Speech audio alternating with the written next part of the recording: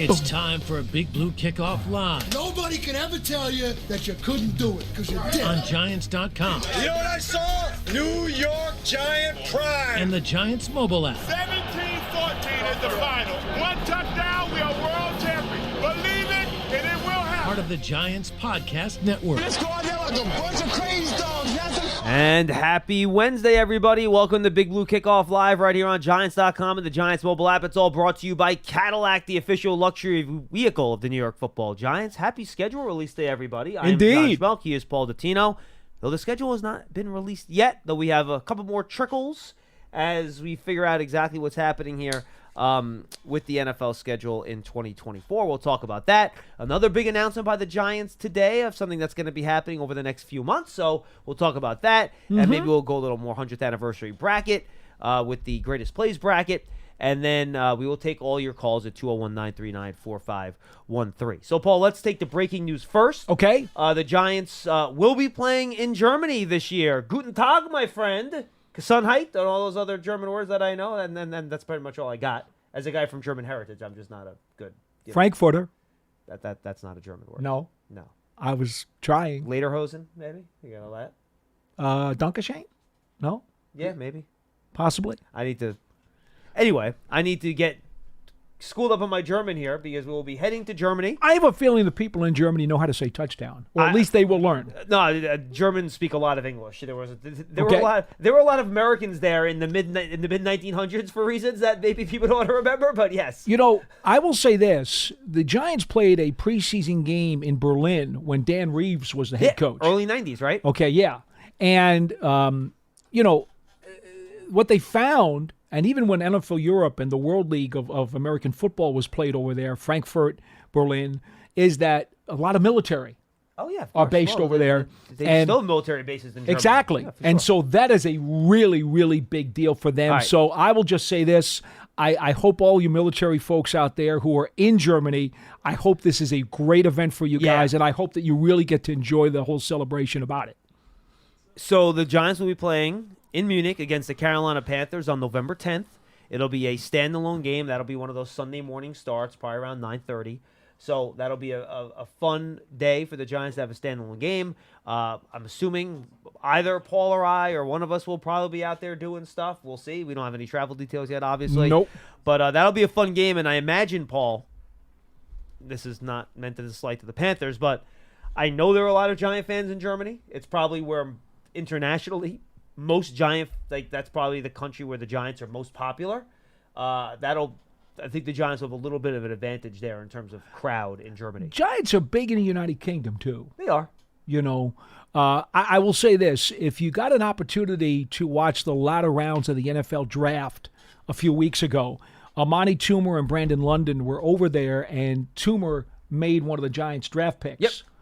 And, you know, they had a pub there that was very Giant-themed or Giant-centric, if you will. And so they've already had some contact with those folks. And I was talking to Brandon the other day, as a matter of fact, at the rookie minicamp, and he said the reception was incredibly great, very warm. People were real excited about the possibility because at that point they were speculating that, hey, you know, Big Blue might be coming over here. And so Brandon told me he did get an opportunity to go by the stadium. He wasn't actually in the one that the Giants will play in against the Panthers, but said looks like a great facility. All right, another new German word for you. What do you got? Pub in German. Yes. Kneipe. Kneipe. Really? Not bad. I just looked it up. That's a long translation for just a three-letter word. Okay. Well, sure.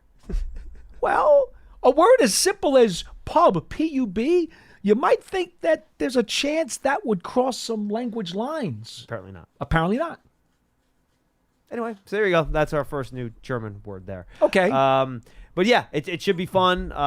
We'll see if the Giants, you know, a lot of times other teams have put the bye connected to their Europe game.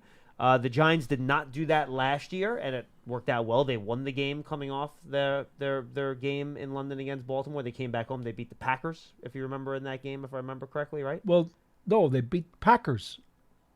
I'm sorry, they beat the Ravens. They came home after the Packer game and they beat the Ravens Right. here after the Right. game. I swapped. Beat yes. Green Bay in London. Right, but then when they came back Yes. off the London game, Yes. they won the next game. So we'll see if the Giants end up having the bye week after the Germany Well, that game was or not. because they thought that the bye week would have been too early in their season. Right. And so they Right. wanted it later. As it turns out now, with this game in Week 10, the bye week will bump it in Week 11, which to their liking was a good spot.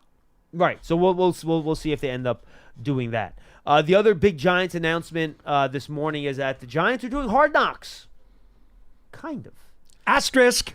It's not your typical preseason Hard Knocks and training camp. The Giants collaborating with Max and NFL Films and all the other partners, Skydance and all those partners. And you can go check out the announcement on the Giants Twitter page on Giants.com. They're doing an off-season Hard Knocks. This is something we've known about for a while because, frankly, there's been cameras all over the place. And we have not been able to talk about it. Giant fans have asked me a lot on this show and also mostly on Twitter on why we haven't had any Giants Life episodes about the offseason. You figured it out now, didn't you? And I've ignored all of them because I wasn't allowed to say anything. And, well, this is why. So basically what you're going to have is a multi-episode series starting in July. 5 or 6 episodes, Pearson? 5. 5 episodes, thank you. Where they're basically detailing the Giants from their offseason through July. So you're going to have Senior Bowl. You're going to have Combine. Shrine Game. You're going to have Combine. You're going to have free agency. You're going to have the draft. Rookie minicamp. Rookie minicamp. You're going to have all that. You probably have veteran mandatory minicamp too Yeah. in June, I would imagine. Up until when the players depart, and then the show's going to air in July. So you're not going to have any training camp stuff. They'll have a separate, I'm sure they'll have a normal Hard Knocks training camp series this year. We haven't heard. No, I remember that, and they did in-season Hard Knocks last year with the Dolphins, I know. too, which is also very good. So that's coming. It's exciting. I think it'll give really good insight as to, how the Giants evaluated their roster and what their thought process was in free agency. With, Saquon Barkley, Xavier McKinney deciding to let them go. The trade for Brian Burns, we'll get the insight on that. Deciding who they picked at number 6 overall in the draft. The access is fantastic. And Joe Shane and Brian Dable are both really good about this. They give us a lot of access, too, and Films had a ton of access. So it's going to be, I think, a really, really good program. It's one of the things that we learned about both Brian and Joe Shane when they came from Buffalo, because the Bills organization is very media friendly. Yeah. They do a lot of stuff that lets the fans in. And ever since they got here, they have been dynamite with us. The NFL saying they do have the dates here, John. 5 episodes starting Tuesday, July 2nd at 9 p.m. Eastern Time on HBO. And then it's also going to be on Max. And then it also says that there'll be new episodes every Tuesday through July 30th. So every Tuesday in July, you will have an episode. Yeah. And again, the key here is that other Hard Knocks that were in season or training camp, this is an off-season Hard Knocks, a totally different animal, if you will. Yeah, so again, I've probably not a whole lot of on-field stuff here, folks. It's going to be mostly, discussions in the front office. I got to imagine some of the discussions in the draft room, deciding, putting your board together. I think it's going to be fascinating. I cannot wait to watch it. I have not seen, and guys, just for the record, Pearson can get on and confirm this. Films we've supplemented some of their stuff in terms of shooting, but we have not seen any of their footage. This is stuff that's under lock and key. We have no idea what they have, and I can't wait to see what they do and what they've captured. I think for you fans out there, I can appreciate the fact that it's great to see behind the curtain, but most people think, well, training camp is something that you come to anyway, so you see a lot of that because they're practicing on the field. In season, of course, you don't. Well, this is another part that you don't. Because not only do the fans not see any of the machinations that go on during the offseason, but most of the media doesn't see it either. They have very, very few times where they have conference calls or visits to the facility during the offseason, comparatively speaking, as opposed to in season. So I suspect that even a lot of the media is going to be glued to these programs to get more of a flavor of what the offseason procedures are. Yeah, and I think what's going to be cool is that we've all seen fans. When I say we obviously know these people individually as people, but fans know names of people in the front office. They know the names of scouts. And we've introduced some of these people to you in our Giants Life documentaries. Sure. But I think this is going to be a good opportunity to really put personalities, role, responsibilities to faces and see how they all interact with each other, see how that hierarchy works, how the workflow goes in the front office of the organization, so you have an understanding about how the Giants do, in fact, go about their business. Yeah, I'm excited about it because I think the entire fan base is going to get a really good kick out of it. And, I think the funny part about it, we've talked for years, John. We've talked for years. At some point in time, Hard Knocks may catch up to this team. The Giants had never been part of Hard Knocks before, right? Does this count? It's Hard Knocks. I think it does.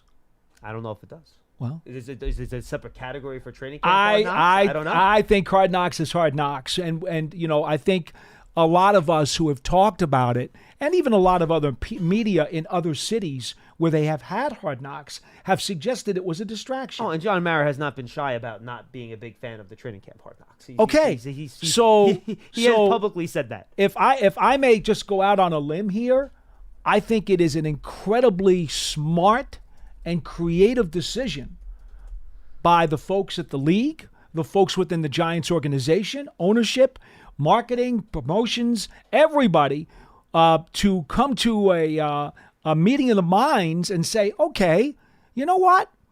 Let's do another variety of Hard Knocks. Right, which doesn't get in the players' way, and the players and coaches can still go about their business. I think it's a tremendous tip of the cap because there's still value in this style of Hard Knocks without the potential distractions that we have seen a lot of teams have to go through. Yeah, and you got to give credit to Joe Shane and Brian Dable for allowing it. Because, look, this puts a lot of onus on Joe Shane and his crew, right? Because this is his front office staff that is going to be, I imagine, predominantly featuring this, along with the coaches, obviously, too. Mm-hmm. So, and a lot of credit to Mr. Mara and Mr. Tisch for allowing this to go on. And I think it's going to give us a lot of insight, which should be a lot of fun.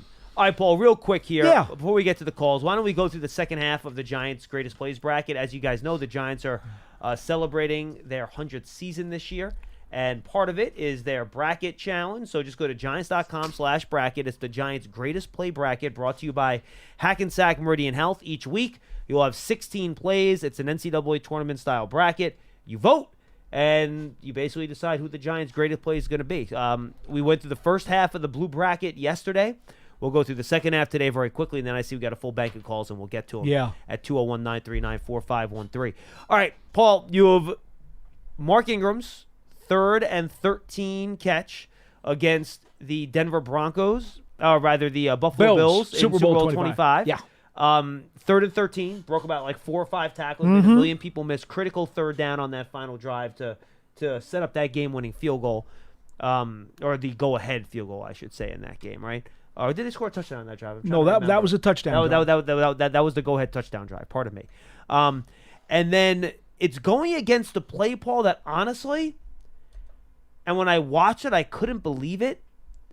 This play did not stick in my brain maybe as much as it should have. The 2007 really? No, it didn't. I don't know why. The 2007 NFC title game, an unbelievable diving catch by Toomer, getting his 2 toes down, landing on the frozen surface with his arms and holding onto the ball on the side. One of the best catches you'll ever see. Mm-hmm. So, 2 really good plays here in the first matchup. I have to go, yes, no question. But I have to go to Ingram here. Oh, yeah. Because of the magnitude of the Super Bowl as compared to only a playoff game. Super Bowl is obviously more important than a playoff game. And even though that is Amani Toomer at his very best, okay, there's no question about that. And the Toomer catch, it's a better catch. Yes. But everything Ingram does after the catch and the yak. Correct. That's what pushes it above. I'm with you. The yak pushes it far above, and the tension and understanding that, you know what, to be frank with you, and John, you know this, you were there, the 2007 playoff game against Green Bay, the Giants really owned Green Bay in that game. It shouldn't have been that close. Tides missed some field goals. Giants had fumbles that they had to make their own recoveries on. I thought the Giants totally outplayed them. There was a phantom call on Chris Snead that called back a Bradshaw touchdown 2011 run. Was much more lopsided. I thought 2000s, I don't think they dominated the game. I thought they clearly had the edge, and I feel as though they were going to have their way anyway. But the Bills game... Shocking you thought that. I did. Well, I'm sorry. But the Bills game, that Ingram play may be the most important third down conversion the Giants have ever had. So I'm going Ingram. All right, let's go to our next one. Sorry, Amani. This is old school, so one of these old school guys is going to win. We got Rosie Brown, of course, one of the greatest Giants in history. Blocks 3 guys against the Eagles. And then Mel Hein picked 6 in 1938. Big interception return. Excuse me. Against Green Bay. Yeah, Rosie Brown. The best thing about Rosie Brown, he was voted, on the All NFL Top 50 anniversary team, Top 75, Top 100, maybe the greatest offensive tackle to ever play the game. And the thing about Rosie that made him unique is that when he played back in the 50s, he was truly a giant of a man. And I'm not trying to be funny. He was a giant of a man for his size at the time. And the way he played, he was so athletic, and he would always get out ahead of the play and would take down second and third levels of defenders. That's what made him so special, John. He wasn't just a lineman who was there in his telephone booth. He got out. Very, very athletic. And that play that we have up on the clip where he takes out 3 defensive players on one block, that says it all. I want to go there, but I've got to go to Mel Hein, and the reason is because Rosie did these kinds of blocks on a routine basis. Roosevelt Brown consistently took out people downfield, wiped them out, and allowed Giff and the rest of those guys to make yardage. Mel Hein was a center and I believe a linebacker. Played 2 ways. Mel Hein? No, center was actually a defensive position back then too, so he was a center both ways. Yes. Yeah. And with the pick 6, I'm going to go there. I'm going to give it to him just because what we have with Rosie is something that he did as a matter of routine. So I'll go Mel Hein. Don't understand how good Mel Hein was. Well, it's impossible because the game was different. He won the MVP in 38. He was a first-team All-Pro 8 times. 4 times in the NFL All-Star game, which I don't think started until 38, so missed the first 5 years of his career. Right. He was the 30s All-Decade team, again, 2-time NFL champion in 34 and 38. So just an unbelievable Well, you didn't come player off the for field Giants. then. Correct. Yeah, he played both ways. I gotta go. I gotta go there. And again, Rosie, I'm sorry. God, rest his soul, rest in peace. I'm sure he'll forgive you. Love Rosie, but those blocks, routine for him. He was that great. All right, now our next one, we got 2 modern era catches here. So we have Odell Beckham, the catch. You fans might not have seen this play. Did you have to put the clip up? It's the one against Dallas, one-handed on the sideline. We all know it. And then you have the big Amani Toomer catch from Eli Manning beating, I think that was the undefeated Bronco team, Paul? No, the undefeated Bronco team would have been the Kent Graham. That was 98, right? That was 98. Sorry. That was at Giant Stadium. This was kind of not Eli's coming out party, but it was a big win for Eli. It was a late comeback for him, finding Toomer in the back. Back of the end zone. I always get those 2 Bronco games back line, up. I believe. Yes. Yeah, correct. It was in the back of the end zone. Manning finding Toomer for the touchdown to give the Giants a 24-23 win. Again, big win for the Giants, huge win for them. Pulling one out of the fire, showing the kind of metal Eli Manning had. Toomer again finding that space right inside the back line, making it's a wonderful play. It was a very exciting play, but come on, we're talking about Odell's catch. You got to vote for the catch. All right, and now the final one, we have the Lawrence Taylor one-handed sack against Gary Danielson on Thanksgiving. I mean, like he basically tosses the guy around like he's a toddler. Do I even need to explain this one? And then Mel Triplett touchdown to start a rout of the Bears in the 56 championship game. I think that had been was that Seeker Games 2, 56? No. If the second Seekers game was back in the 38, it was 34 and 38 the 2 Seeker games, right? That's right. Yeah. This 56 was the championship win over the Bears at Polo Grounds. And the thing about the triplet play is that I get it. It was part of a championship. I respect the play. He was a terrific back for this team for a lot of years. I don't want to throw any shade that way, but LT, anytime you talk LT to me, you know where the pendulum is going, and you said ragdoll, yeah, that's exactly what LT does, flicking opponents like ragdolls, and just doing what LT did. So I would say I vote LT on that play. And folks, Bob Pop and I recorded a podcast talking about each one of these brackets. It's up there right now on the Giants Huddle podcast. Make sure you go check it out. It's on your favorite podcast platforms, giants.com/podcast, or just go to the Giants mobile app or search for it on your favorite podcast platform. It's all there. Pop and I break down all the matchups, all the plays. Did a lot of research and notes on all those plays, which I probably should have had for this conversation, but I don't. But it was a real fun conversation. Well, this is short. This is short. Those were longer. Correct. Yeah. I mean, each one is about 20 minutes long. So go check that out. I could give you 20 minutes on each one. I know you can.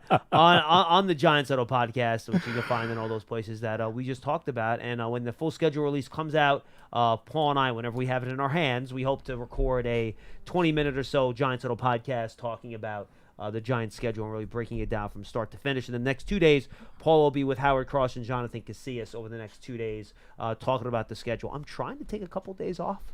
I don't know if that's going to happen, but I'm going to make an attempt. We'll see if that works out for Schmeelk, because then we got OTA starting next week, and then you can't take days off anymore. So I'm trying to get a couple of days in. And don't forget the Knicks. You can't go out of town. Why? I'm not taking a vacation. I'm just Okay. taking off. Okay. I have my tickets to Game 7. I will be there if they're playing. No, Hopefully they don't. No Game 7, Okay. please. We'll talk about it if we run out of calls. Okay. 201-939. Nice win last night. 201-939-4513. Let's go to Donnie in Queens. He'll lead us off today. Donnie, what's going on? Hey, guys, how are you? We're good. Hi. I know you can't discuss unconfirmed reports, but Minnesota, at Washington, at Cleveland, home Dallas on Thursday night is the Giants' first 4 games. I have the rest of the schedule I can give to you if you want, but I don't know if you want me to take up that much airtime. No. You can give your comments on those reported first 4 games, but obviously, as you said, we can't say if that's correct or not, because frankly, we don't know. I got a buddy who works for one of the major networks. I get the schedule early every year, so I'll just leave it. That's the first 4 games. We play on Thanksgiving as well against Dallas. The only time I have is the Viking game as a 1 o'clock opener. So assuming that is the schedule, just hypothetically, not a bad first 4 for the Giants, all things considered, I think. So I just wanted to kind of put that out there, and you can fact check me tomorrow, okay? Sounds good, Dottie. Have a good day. Thanks, guys. I appreciate the call. 201-939-4513. And guys, look, we can't. If you want the show to exist, we can't. Let's go to Cliff in New York. Cliff, you're up next on Big Blue Kickoff Live. What's up, Cliff? Hey, guys. Yeah, that podcast with Bob on the bracket was great, John. It was really great. And thank you. Yes, and the follow-up yesterday, hearing you talk about Homer Jones really got me going, because when he passed away, I just didn't think we could talk about him enough. I know, Paul, you did some, but what I remember about him, and I want to connect him to the present, what I remember about him was just the way he ran away from people. Yeah. I mean, you couldn't really see that in the fly down the sideline for the great play segment. He would catch a ball over the middle. There would be guys around him, and he would just run away from them. I said, how did he do that? And it was like every time. And when Odell came around, the first thing I thought was, oh, is this like Homer? And then I thought, no, it really wasn't. And looking back, when Victor Cruz came around, I didn't think about Homer at all. I thought about him a little bit with Odell. So what I'm getting at is why, And so with the recent draft, we had Odunze and Neighbors going on. And you helped me a lot, John, when you told me Neighbors was 6 feet tall. I had no idea. I thought he was like the size of Wandale or something. Oh, no. And by the way, Cliff, being up close and personal with him, he's thick. Like, his legs are thick. And, I have to look where he measured at the combine. I'm about 6 feet tall, and he's a little bit taller than me even, so I think he's probably like 6 foot half inch. You think? Yeah, I looked him up. Yeah, he is. I looked him up, and he is. And he's 200, which makes him the same size as the guy Joe Burrow throws to. Mm-hmm. No, yeah, his measurements are almost identical to Jamar Chase. They're very, very similar. A lot of people have compared the two. Yeah, Neighbors measured in at 6 foot exactly at the combine. So there you go. Maybe we're about the same height then. Well, so I'm thinking, so he's bigger than Odell. Odell was 185. Yeah. Oh yeah. Neighbors is definitely thicker than Beckham. Yeah. No question about it. A little bit bigger there's frame. also a shot of Neighbors from the first day of rookie camp, leaping in the air, and you can see that they're going to talk about his thighs like they did about like Saquon, and and we're talking about him being a weapon. I don't know if there's going to be 4 defensive guys that one DC said he had to have thinking of focusing on Barkley. I hope so. But anyway, the thing is, what do you think we're going to get? The way Homer looked was, I was thinking maybe it was his size, and I'm thinking maybe it's his acceleration. And don't they have some metrics on acceleration? Not back in the day. They didn't put GPSs on the players when Homer was playing. No. I know that. I know now. No, we knew Homer could run fast. And you mentioned Bob Hayes. I mean, that's why, we didn't hate Dallas at that time. It took me a long time to hate Dallas because they had Bob Hayes. But he wasn't running away from people. He was just running down the field. Right. And, with 9.1 in the 100, And so I don't know what we're getting from Malik. I know you guys did a lot of work on him in the draft. I mean, can he run away from people? Neighbors? In unison? In stereo, where available, yes. Malik Neighbors can run away from people. That's all he did in college, was run away from people. I forget who had the quote. It might have been Daniel Jeremiah, or it might have been a different draft analyst, and I thought it was a great one. And it was, Malik Neighbors does not get separation. Malik Neighbors runs away from people. Right. That's what he does. Oh, they did say that. Yeah. Oh, yeah. Oh, yeah. No, he might be the best separator in the whole class. That's his But forte. I'm talking about those plays over the middle, because once you told me how big he was, and then we also heard that he played outside. I didn't realize that either. I thought he was a slot guy who was going to take snaps away from Wandale. No, there are a number of tapes, a number of plays on tape where you watch him, and he takes that slant and turns it upfield for touchdowns, just like Beckham used to. Mm-hmm. And there's guys around him when he takes the pass, right? Yeah, of course. He pulls away. I mean, it's just that simple. And the funny part about it is, to say that you wanted one of the receivers over one of the other two who were in the 3-receiver cluster was not an insult to any of them. We tried to explain that since the Combine. All 3 of those guys were elite talents, and each one had a little bit of a different spice about them that made them unique to themselves and made them a little bit more special than the other guy. But that doesn't mean that in any way, shape, or form that any one of these 3 guys are going to flame out. I think we all think they're going to be great receivers. Who's the third one? Well, Odunze and Harrison and Neighbors. Oh, Harrison. I always forgot Harrison because he was like a no-brainer. He was going to go be the first one picked. I forgot all about him. And look, Cliff, there were some people that had Neighbors graded higher than Harrison. Like that was a thing. Well, that's good to know. Well, it's something to look forward to, isn't it? He still has to catch his first pass, doesn't he? Yes, there is a long way to go, and he has a lot to learn. And this Giants offense is notoriously complex. Mm-hmm. You ask any of these quarterbacks or wide receivers when they first get here, they're like, yeah, this is a lot. So he's going to have to do his homework. He's going to have to study, and that's going to get him onto the field sooner and give him the opportunity to make some plays. Well, that was the first. Must have been part of his eval because it's smart, tough, and dependable, right? Yeah, I mean, you would hope. I think the whole class actually fit those criteria, to be frank with you. Did you say the whole class? Yeah, Oh. I think the whole draft class did, from what we could tell. And again, it's only our impressions from meeting these guys at rookie camp and after the draft. It seems like this was a class that fit all 3 of those things.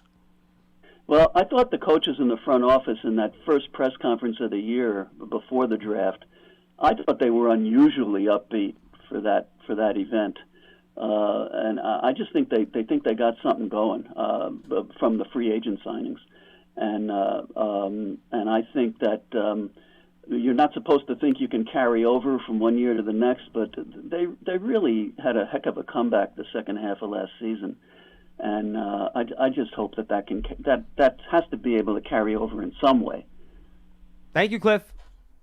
Appreciate the call. And I say this after every year, and I'll just repeat myself. Be very leery of second half of season records when your team's already eliminated. There's truly no straight line in terms of the development ascension of a team. There's going to be little bumps and little ups and downs. It just does not automatically shoot up on a nice even plane. It won't work that way. The roster's so much different than it was at the end of last year. You're going to call plays differently because of the different personnel. So, yeah, I think it's a nice thing to feel inside of you and to think. But, I mean, I can't go out there and say with any sort of confidence that, I feel much better about the start of this season because of how the Giants played the final 5 weeks of last season. It honestly, folks, I'm going to be honest with you, zero impact on me. Zero impact. I mean, think about it.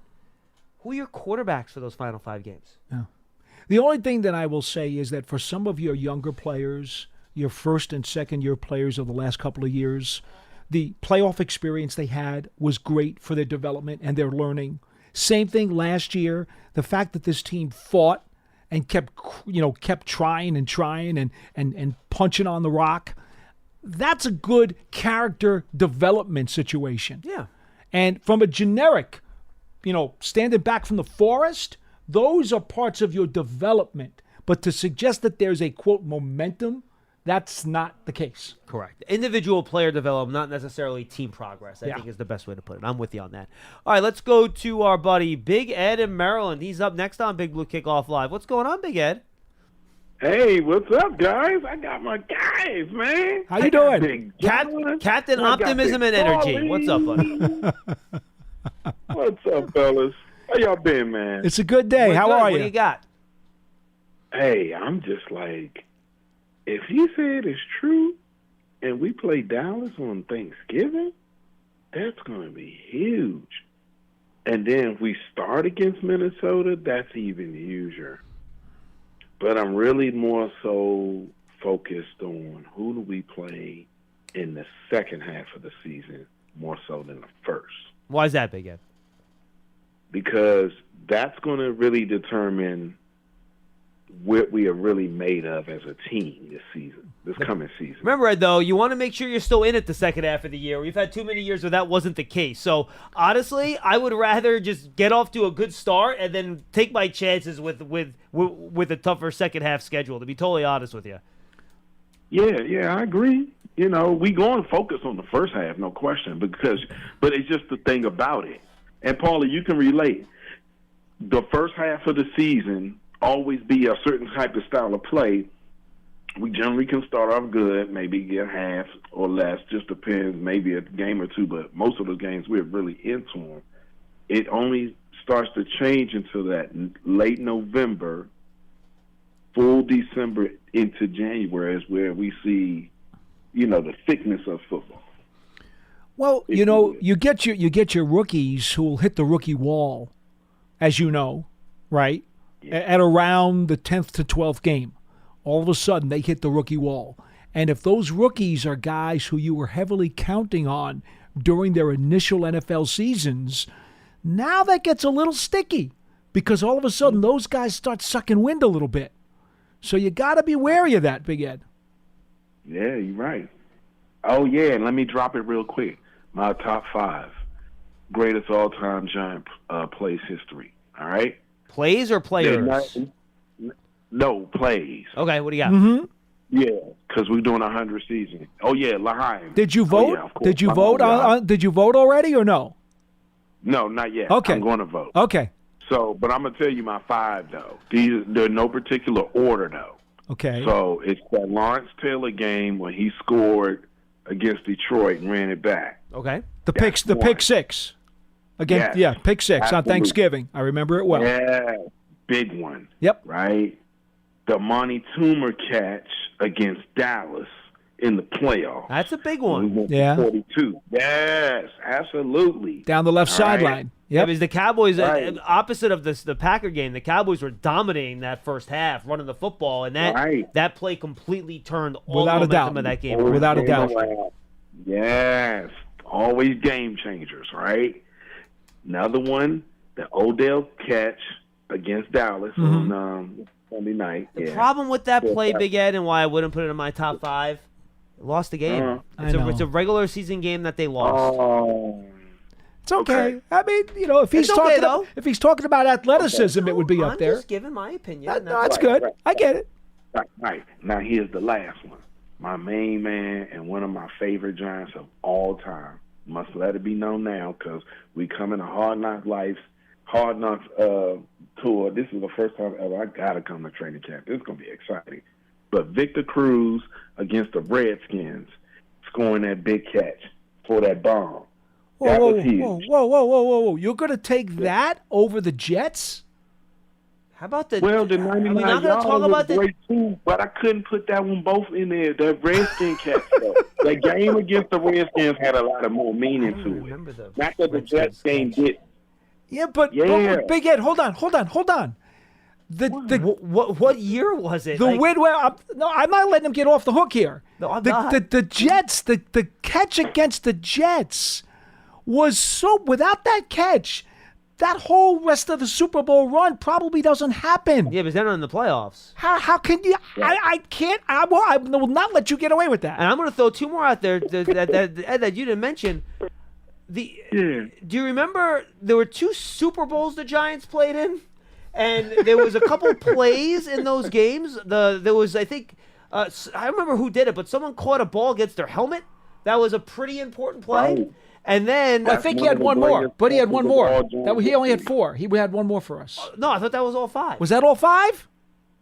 That was just only a good 5. That wasn't so wait a minute. He's right. You're leaving Manningham and Tyree off your top 5? And then the Manningham played down the sideline. Big Ed. After this call, you're now Small Ed.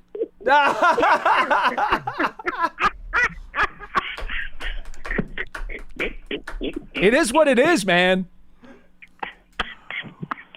I had the Manningham catch in there, too.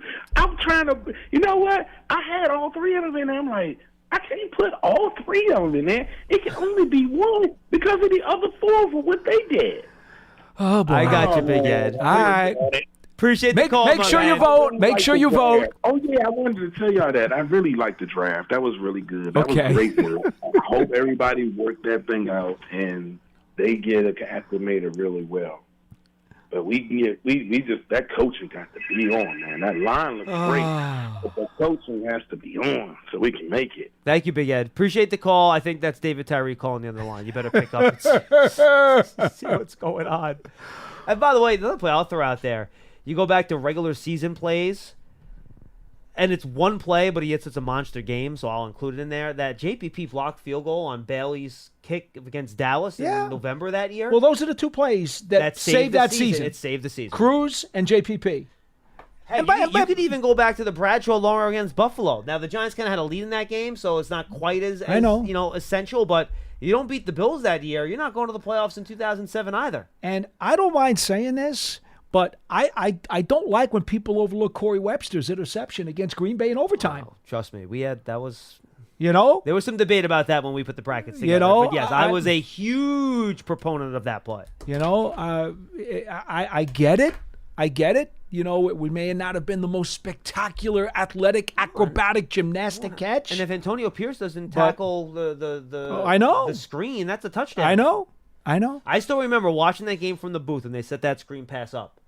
There was no one there. Oh, I know. That is a score. It is a 25-yard touchdown catch, but Antonio Pierce runs through 3 guys, 3 blockers, and tackles Jackson for a loss. I was in the regular box then. You were in the radio booth. And I was horrified. I thought that was going to go. And when Pierce made the hit, I was like, oh, man, that's AP. You know the problem, Big Ed? And here's where I'm going to give you a little mulligan. It's tough to narrow it to 5. I'll give you a little bit of a mulligan. I mean, I'm going into my 42nd season. I probably have about 578 greatest all-time plays that I could rattle off for you. And I couldn't put them in order.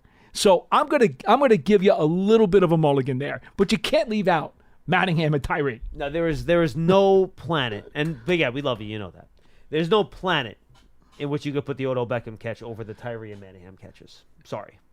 Can't do it. Can't do it. Can't do it. Can't do it. Nope. Not at all. Sorry, Ed. Small Ed. Small Ed until your next call. We're just playing. We're all having fun. Scott, New Mexico. Scott, you're up next. See, this is why these May shows are fun. We can have a little fun with it. I like no it. doubt. Scott, what's going on, pal? Hey, guys. Hi. First of all, I just also wanted to wish Jason, one of the other calls, congratulations on his new child. Yeah, so, Jason and New Haven. Congratulations. That was great news. I like listening to him. And he's a good dude. He's a good dude. Yeah. Before I get to my main point, there's a couple of plays that would seem innocuous that I think might make the list, and I have two in particular. One is in '86 when Jim Burt knocked Joe Montana out of the game, and on that play, Lawrence Taylor intercepted the pass and ran for a touchdown. Well, I think all the plays are. You can't vote for all the plays, but I think all the plays are up there, right? The brackets are up there, Pearson. I think they are, right? Is it just blue? I'm going to look to see if the other plays are listed in the other brackets, or maybe you just can't vote. Anyway, go ahead, Scott. I'm sorry. And then the other play that wouldn't seem very important in the championship game in 11, there was about 36 seconds left after what's his name caught the touchdown, and Tom Brady was sacked by Jay Alford, I believe. Yep. And that pretty much ended or put the kibosh on whether New England could even come back at that point. Wouldn't that also make a list, because that play was significant in that particular game? Well, I'll actually go further than that and tell you that Corey Webster guarding Randy Moss down the sideline on 2 Hail Mary throws was even more important than Jay Alford's sack. Yeah. And that's the problem. There were multiple plays in that series, so it's hard to really pick out one from that group. Right. How about the 4th down conversion by Brandon Jacobs on the game-winning drive? Exactly. How about the Steve Smith catch on that was a third? No doubt. That was also yes. 4th down, right? No, it was third. That was third down. That was a third down. 3rd and 5 or 3rd and 7, right? And he weaseled his way to the sticks. He did a little out route, and he ran. I mean, this is the problem. I mean, there's so many. There's so many. And that's why I was thinking it's hard to bracket everything, because certain plays in certain games just made the difference in whether you win a championship or not. And I always put more importance on that kind of thing. Scott, I will tell you this. Go back when you get a chance. Go back and pop in your tape of Super Bowl 25 against the Bills. And I will tell you, there are probably as many as 10 to 12 plays that were absolutely critical and could have turned that game in Buffalo's favor. But every single one of the most critical plays went the Giants' way, including Hostetler holding onto the ball in the end zone when Bruce Smith comes in for the safety. I remember that play. That ball comes free. Buffalo gets a touchdown. God only knows what happens in that game. Right. Well, it's very interesting, so I'm be curious to see how the brackets work out. But my main question is this. I'm concerned about the 2 backup quarterbacks the Giants have. Not so much about Tommy DeVito, because I think they can work with him, but more so with Drew Lock. And I want to get your opinion. Drew Lock has a losing record as a starting quarterback. Very small sample size, though. Right. Yeah, I know. But I don't think he's ever averaged over 200 yards, and he's thrown almost as many interceptions as he has touchdowns. So my question is this. Can Tommy DeVito sort of jump him to become the backup to Daniel Jones? Or if worst case scenario, Daniel Jones isn't ready, would he be available to start? Or are they so locked into Drew Lock that they wouldn't consider something like that? I mean, I think everything's a competition. And, you would never say never, but I would think Drew Lock is the heavy, heavy favorite to be the primary backup right now. Yeah, he'd have a leg up. But that's not to say that it's impossible for DeVito over training camp to try to wrestle it away. But look, I mean, Drew Lock got a fairly significant contract, so I would be very surprised if they did not have faith in him to be the primary backup. The intent is for him to be too. Correct. Yeah. Wasn't Drew Lock signed for $5 million for 1 year, I thought? There's also incentives in there, according to certain reports. Correct. So it could be worth more. It's actually very similar to the contract Tyrod Taylor had. Very close. Yeah. And that's also the indication, if you remember, that was the indication that we gave you when they brought him in. Because of the kind of contract that he signed, it made it flexible for him to either wind up at some point maybe being the starter if they need him to be, or being the bridge if he needs to be, which is why I never thought there was much stock in them going after a QB in the draft. Right. Okay, well, that was basically my question, guys, so I'll let you go on to the next caller. Oh, good. Thank you, Scott. All right, so by the way, you guys want to look at the plays, all right? They don't have the 4 brackets up yet. The only bracket that's up there is the blue bracket, but if you go below that, the first page on Giants.com/bracket, and you go underneath the 5 panels that you have there at the top, you can actually look at all the plays in each one of the brackets. So you can actually sort through the brackets, and you can watch the videos of all the plays, even though the bracket isn't up there yet.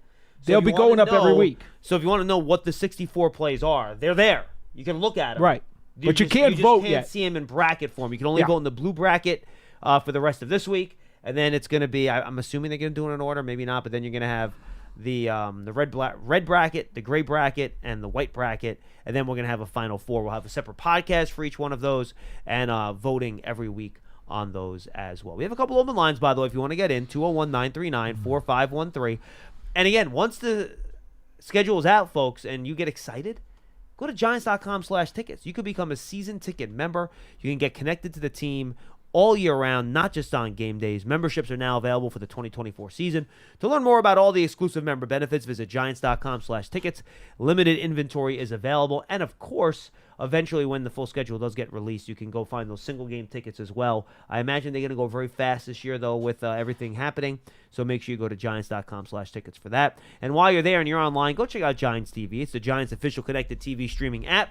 It brings original video content and game highlights on demand and direct to Big Blue fans. Giants TV is free on Apple TV, Roku, Amazon Fire TV, and the Giants mobile app, and all the other smart TVs that are out there. All right, let's go to Leroy in Charleston. Leroy, what's going on? Hey, how you guys doing? We're great, Leroy. What's on your mind? Hey, look, here's what I got, man. You know, I'm a huge Knicks fan. Okay. And I heard you guys talking about Jalen Brunson earlier. Not today, but it was one of the earlier shows. Yes, sir. And y'all were talking about what he meant to the Knicks. Yeah. Jalen Brunson's heart. And I couldn't help but thinking you all describing Saquon Barkley, what he meant to the Giants. And at that time, that made me think, right now, who would you guys consider to be the face of the franchise for the Giants right now? I would say probably Dexter Lawrence. Yeah, and I feel the same way. Dexter Lawrence, I would agree. And I would just say to you, Leroy, I think comparing an NFL running back in the modern NFL to the best player on an NBA team, the NFL just doesn't work that way anymore. No. I understand, but what I'm saying, but I'm not really comparing that, but what I'm trying to say is we need to have someone on the sideline. You know, I still hear y'all guys playing Strahan, you know, saying believe it. You know what I'm saying? And I need to hear Dex. I want to see him take over the team.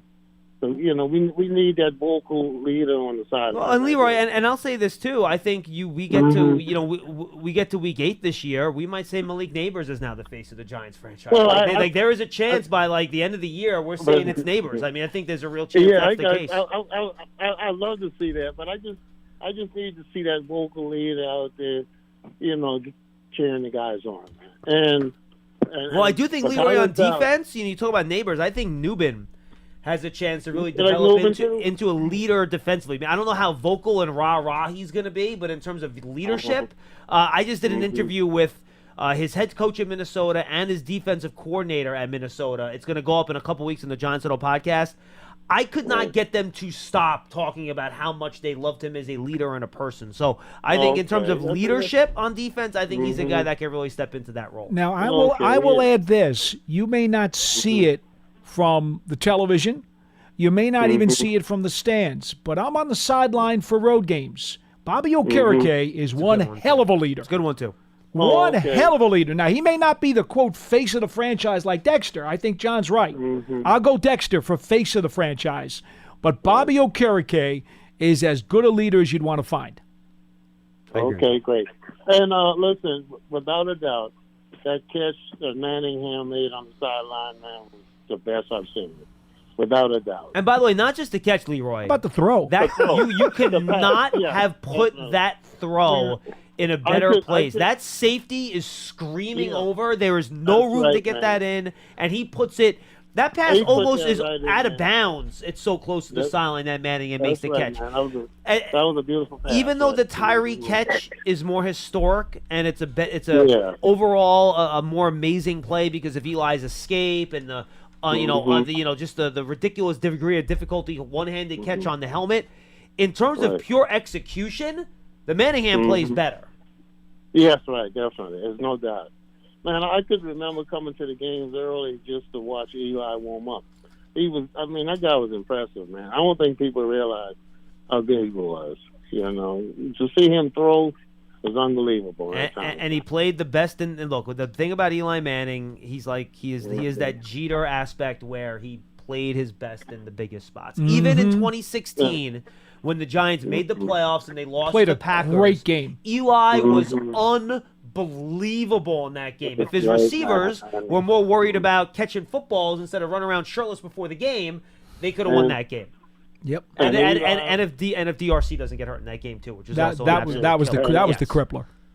All right, and then Eli was dependable. He was there every week, man. He never got hurt, seems like. No. But yeah. But anyway, that was it. Thank you, Leroy. You see, guys, get me that leader, man, on the sideline, man. We're trying, Leroy. Hey, appreciate you listening and appreciate the call. All right, I'm gonna ask Paul a question here, Pearson. I'm gonna ask you if you think he is. Do you think if I said Leroy Jenkins to him, he would have any idea what I'm talking about? No. Does Leroy Jenkins mean anything to you? He does not. Nothing. Okay. Go ahead. You might as well tell everybody. Should I have him Google search it after the show so he's surprised by it? Maybe it's hard to explain. It is hard to explain. I need him to watch it, right? Yeah. Right. Leroy Jordan played for the Dallas Cowboys. Yes. He is not a football player. Okay. Do you know what World of Warcraft is? Yeah, I have absolutely no idea what you're talking about. Correct. Yeah, I don't think he would have any idea. But whenever I see a Leroy Cohen, all I can think, and every time I watch that video, I still laugh. It's okay. It's the best. And did you ever play World of Warcraft, Pearson? I had about a year where I played some World of Warcraft, which is why it's even a little funnier for me. Okay. But anyway, let's go to Hugo in New Jersey. Hugo, you're up next on Big Blue Kickoff Live. Hugo, what's going on?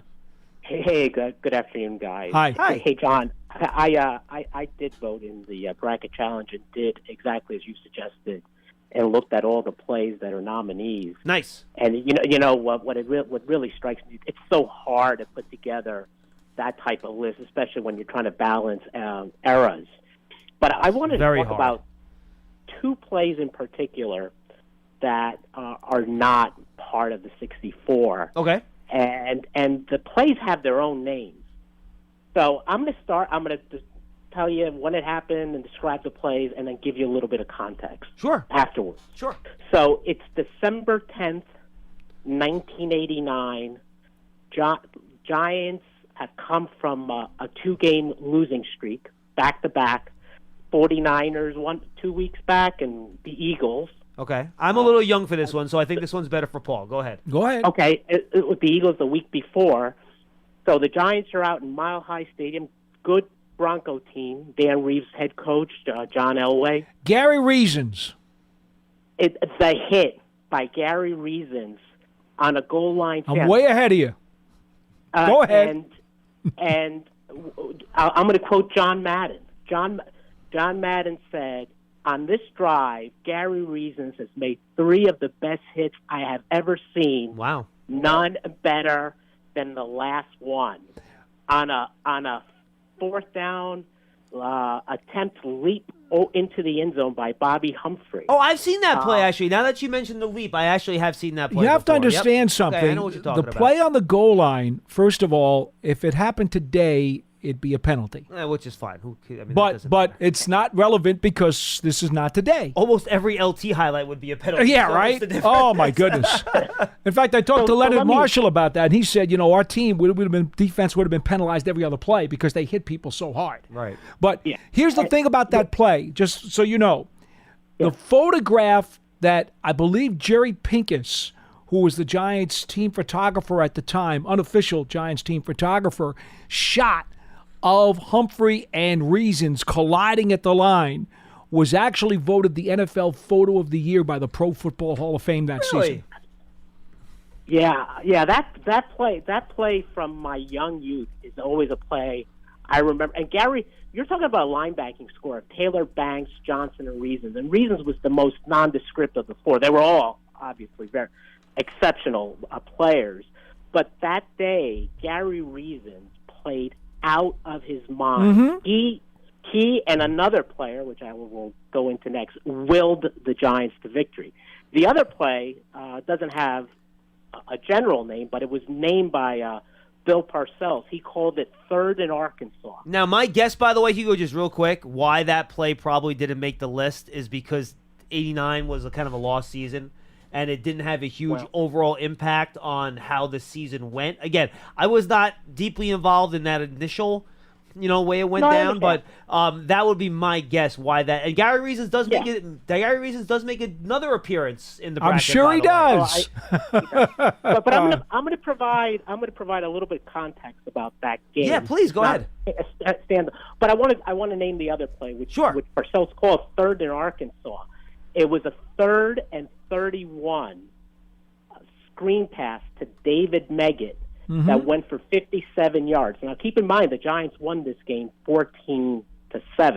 So if the Reasons play doesn't happen, if the Meggett play doesn't happen, the Giants lose. And by the way, William Roberts delivered a devastating block downfield on that play. His first year playing guard full time.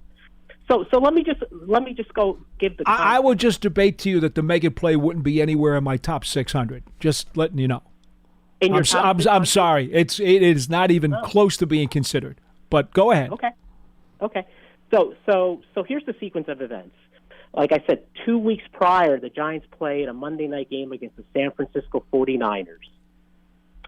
Eventual world champs, one of the truly great teams. In that game, it went down to the wire, and Lawrence Taylor got hurt. He got rolled up on it, hurt his ankle. After the game, Bill Parcells stood before the team and said, "You guys played valiantly, but there are no medals for trying." And they had a short week to play Philadelphia. Philadelphia had already beaten the Giants the week earlier in the season. They played Philadelphia and lost. So they were in a situation where they essentially had to sweep the remaining 3 games going into Denver and have Philadelphia lose 1 game. Now, the week between San Francisco and Philadelphia was chronicled by Jerry Eisenberg in a book called No Medals. He took that from Bill. Exactly. Yeah, and it's a great book, by the way. I advise every Giants fan to get it. Right. It's great. Right. What book is it? Right. No Medals for Trying by Jerry Eisenberg. I'll have to check it out. Outstanding. Great writer. Eisenberg's an excellent Love writer. Jerry. Jerry's in his 90s, living out in Las Vegas. He was one of the guys. That went to every Super Bowl at one point, right? Yes. Yeah, I thought so.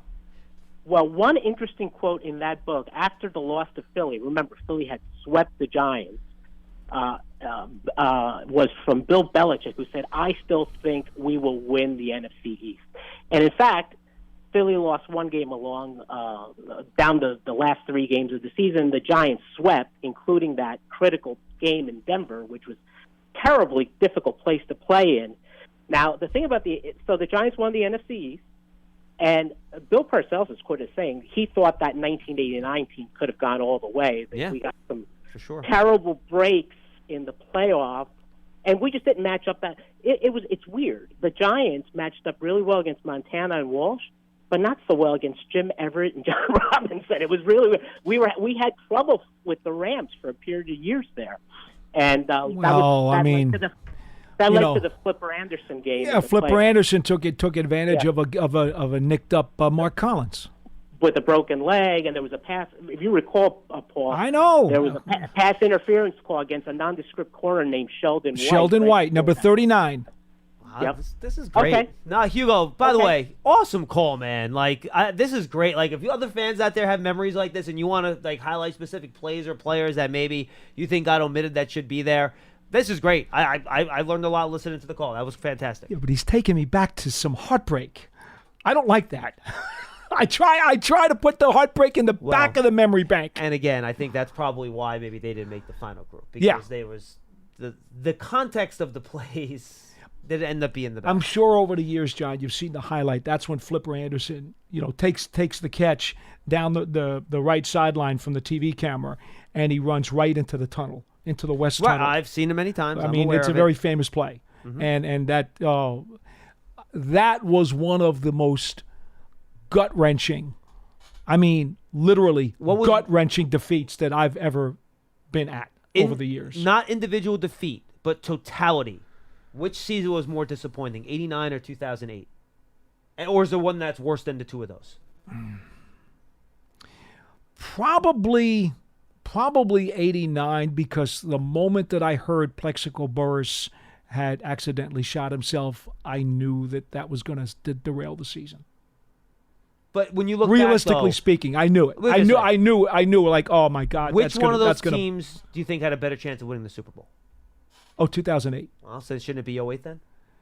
Again, the circumstance made me a realist, and I felt that once that happened, I gave up. And it happened early enough where it didn't sting as much. While the Rams game is kind of like, that. Well, the Rams game. Here's the thing: the Rams game. Okay, the Rams game was at Giant Stadium against a quarterback who, quite frankly, a lot of people thought was soft. Remember the whole Jim Rome, Jim Everett could throw. He had a hell of an arm, but he wasn't thought about as a tough blood and guts winner. Call me Chris one more time. Yeah, exactly. and to be frank, yeah, I thought the Giants would, even though the Rams used to give them trouble, I thought the Giants were going to take care of business. And yes, did I think that would have been another of Parcells' rings? I absolutely thought they could win that Super Bowl. That one hurt like hell because the bad call on Sheldon White, Collins gets hurt, and the combination of those two things leads to Flipper running through the end zone into the tunnel in this house. He's getting mad. In this house. He's getting fired up now. That was a 10-minute, 5-minute stretch. My guts wanted to explode. I'm sorry. Knicks won on last night. Yes. Jalen Brunson, everybody. And now, Pearson, you put your headset on. I actually have to root for your Celtics now on Friday night. Do you know why? I mean, root for your Celtics tonight. Do you know why? I don't know why. So if the Celtics close the Cavs out, the Knicks will play at either 8 or 8:30 on Friday night, one or the other. Yeah. If the Cavs win, your guys' game 6, I believe, is also Friday night, correct? The Celtics-Cavs, I think it will be Friday night, correct? If I'm not mistaken. Game 6 would be Friday night if the Cavs win. Yes. That game would be at 8:30 or 8 o'clock. You know what time the Knicks will play on Friday night if both those games are Friday night? 6 p.m. Oh. You know what I'm doing at 6 p.m.? Picking up kids from school, making dinner from kids from school. Oh. I will literally, if the Celtics and it's Boston. So this is purely for you, not for New York. Oh, no, it's purely selfish. Gotcha. Correct. So I will literally have to get a babysitter to watch my kids and cook dinner for them and stuff on Friday while I watch the Knick game in the basement. I will be in the house because my wife's in the city working that day, so she usually gets home a little bit later because the commute stuff. So I will literally have to get a babysitter to be in my house taking care of my kids while I'm watching the Knick game in the basement because I cannot have that Knick game on while I'm around my 2 small children. It will not work. I understand that. But from a Knicks perspective, wouldn't you rather clinch this sucker that night and have Cleveland extend the Celtics series as long as possible? Just I don't care about the Celtics-Cavs series. Just finish them off on Friday. Yes.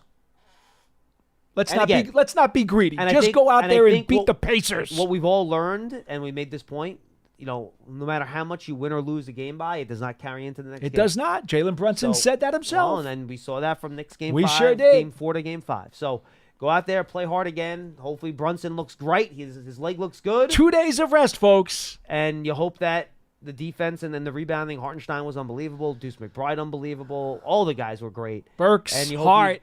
The Knicks led by 9 late in the fourth quarter in Indiana in game 3. I know. Just play the same way you did in that game. Close them out.